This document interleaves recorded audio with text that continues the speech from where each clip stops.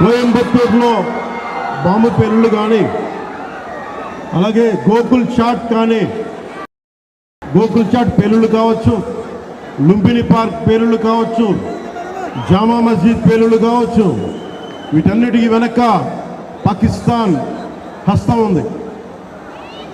వారు ముఖ్యంగా ఒకవైపు సరిహద్దుల్లో మనం ఈ రోజున విజయవాడలో కూర్చొని, ఆంధ్రప్రదేశ్లో కూర్చొని మనం ఇట్లా తిరగలుగుతున్నామంటే, జమ్మూ కాశ్మీర్లో కానీ, హర్యానాలో కానీ, రాజస్థాన్లో కానీ, సరిహద్దు రాష్ట్రాలు ఏవైనా సరే ఇంత ప్రశాంతత ఉండదు.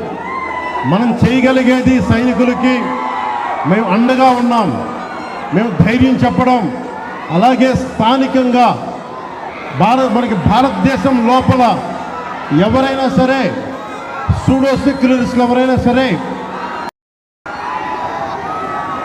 సెక్యులరిజం పేరు మీద సూడో సెక్యులరిస్ట్ వాదులు ఇది భారతదేశ ఆర్మీని కానీ, డిఫెన్స్ ఫోర్సెస్ని కానీ బలహీనపరిచే విధంగా, కించపరిచే విధంగా అలాంటి వ్యాఖ్యలు చేస్తే మటుకు మనందరి కర్తవ్యం వాళ్ళకి బలమైన జవాబు చెప్పడం.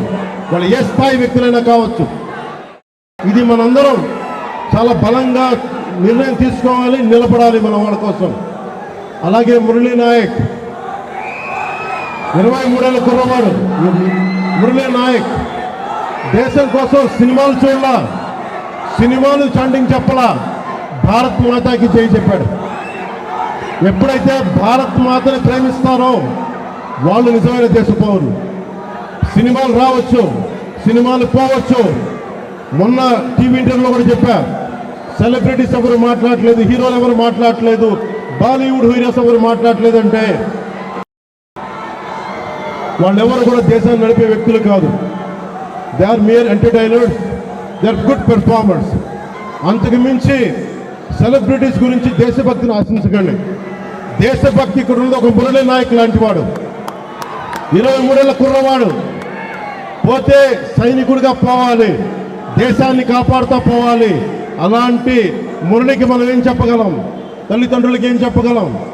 ఒకటి దేశం కోసం ప్రాణాలు ఒడ్డేసి వెళ్ళిపోయిన మురళీ నాయక్ ఆత్మకి శాంతి కలగాలని కోరుకుంటూ, నిరంతరం మన గౌరవ ప్రధాని శ్రీ నరేంద్ర మోదీ గారికి ఎల్లప్పుడూ వెన్నంటే ఉంటాం, అండగా ఉంటాం.